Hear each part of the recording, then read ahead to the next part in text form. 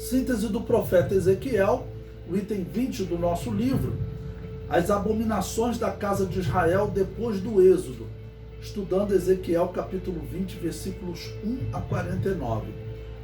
Versículo 8.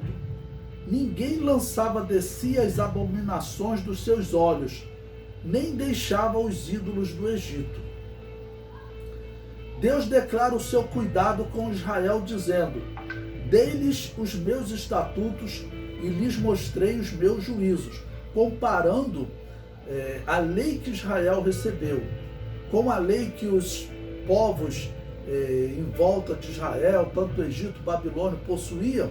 A lei de Israel era uma lei justa, até em relação a tratar o servo, né, o escravo, como queira. Tinha uma opção, um tempo para que o escravo recebesse a sua liberdade. Era uma lei justa para aqueles povos da época. Mas eles escolheram sempre abominações, é o que traz o versículo 30 e versículo 31. Vamos ler Ezequiel capítulo 20, versículo 30. Portanto, dize a casa de Israel: assim diz Adonai Yahvé, vós vos contaminais a vós mesmos, à maneira de vossos pais, e vos prostituís com as suas abominações. E quando ofereceis os vossos dons e fazeis passar os vossos filhos pelo fogo, não é certo que estáis contaminados com todos os vossos ídolos até este dia? E vós me consultareis, ó casa de Israel. Vivo eu, diz Adonai Yahvé, que vós me não consultareis. Então os anciãos, os israelitas, vinham ao profeta querer saber, né, o que estava para acontecer, ou pedir uma mensagem de Deus. E Deus está dizendo que eles não tinham esse direito de consultar a Deus, eles estavam completamente desviados. Interessante que nesse texto Ezequiel ele já indica o tempo da profecia. Quando ele está recebendo esses anciãos para profetizar. Então, abra aí no capítulo 20, no versículo 1, ele diz: aconteceu no 7º ano, no mês 5º, aos 10 do mês, que vieram alguns dos anciãos de Israel para consultarem Yahvé, e assentaram-se diante de mim. Então veja, o 7º ano, que 7º ano era esse? Esse 7º ano, pelo livro de Ezequiel, nós sempre percebemos, ele vai usando as datas do reino de Joaquim, o verdadeiro rei de Israel, que estava cativo na Babilônia.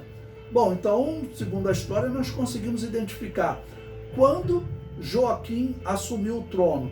Ele assumiu o trono em 597, governou 3 meses e já foi levado cativo para a Babilônia.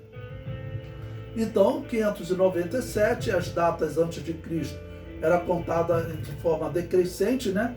Você tem 597, 596, 595, você vai chegar no 7º ano de Joaquim, seria o ano 590 ou 591.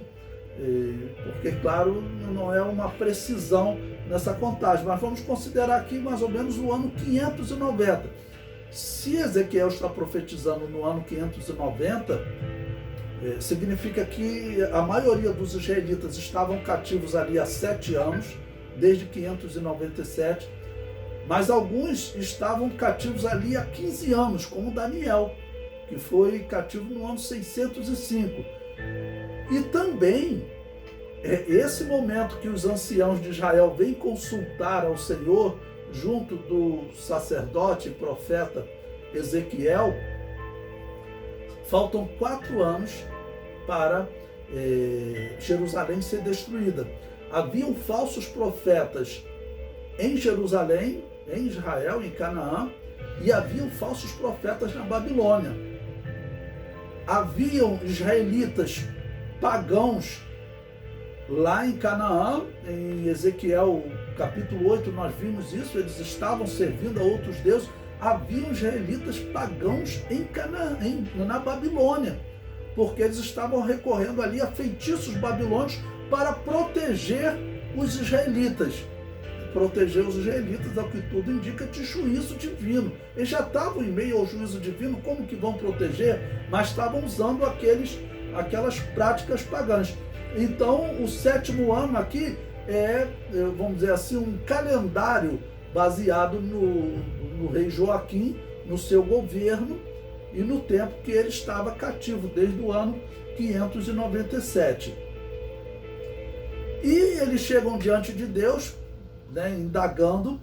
Quando chega no versículo 3, Ezequiel 20, versículo 3, Deus lhes responde: Filho do homem, fala aos anciãos de Israel e dize-lhes: assim diz Adonai Yahvé, vós vindes consultar-me, vivo eu, que vós não me consultareis, diz Adonai Yahvé. Interessante também como Deus aqui no livro de Ezequiel, ele faz muito uso da combinação de dois nomes no hebraico, né? Adonai e Yahvé, normalmente traduzido aqui como Senhor Jeová, a primeira letra maiúscula de Senhor e a restante minúscula. Significa que no original hebraico está escrito Adonai. Adonai significa Senhor, e era um significado claro. Eles serviam a Baal. Baal significa Senhor, né? Então o Senhor deles era Baal antes do cativeiro. Durante o cativeiro continua sendo Baal, ou os deuses da Babilônia, que eram equivalentes, né? Então, por isso Deus se apresenta como Senhor deles, né? Vocês servem a Baal ou servem a Adonai? Ou o Senhor dos cananeus ou o Senhor de Israel? Tá bom? Pois bem, e Deus então começa a detalhar com eles desde o Egito até aqueles dias. Eles estavam sempre se desviando da presença do Senhor. Teve momentos bons, alguns no período dos juízes, nos dias de Samuel, até nos dias de Saul. Saul acabou por consultar uma feiticeira, mas o próprio Saul perseguia os feiticeiros. Aquilo foi um deslize dele. No seu reinado em geral, ele não era idólatra, muito menos Davi. Salomão é que vai, infelizmente, inaugurar essa idolatria em Israel. Quando chega no versículo 6, Deus diz: naquele dia levantei a mão para eles para os tirar da terra do Egito, para uma terra que tinha previsto para eles, a qual mana leite e mel, e é a glória de todas as terras.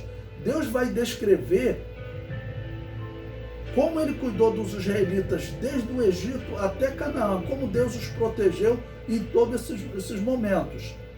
Chega no versículo 7, ele diz: então lhes disse, cada um lance de si as abominações dos seus olhos, e não vos contamineis com os ídolos do Egito. Eu sou Yahvé, vosso Deus, no caso aqui, vosso El, em hebraico.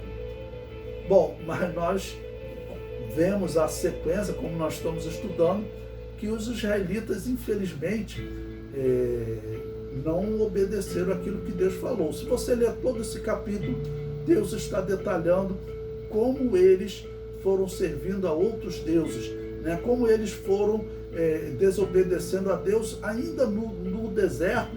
A Bíblia diz que eles se misturaram com Baal Peor.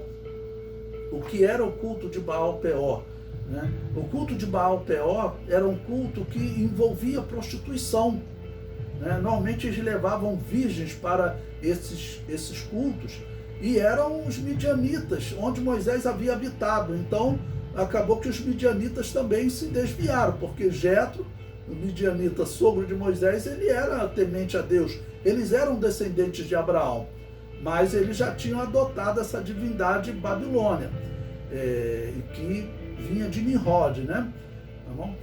E Deus, naquele momento, até permitiu que algumas virgens midianitas viessem a fazer parte do povo de Israel. Porque, se elas eram virgens, elas nunca tinham participado de um culto a Baal Peor, porque nesse culto todas as virgens perdiam a sua virgindade. Então havia culto em que havia prostituição com mulheres, né? Fazia parte do culto, e havia também parte com Baal, que havia prostituição com homens, tá bom? Então eram todos exemplos ruins que Deus está citando como os israelitas se desviaram da presença dele.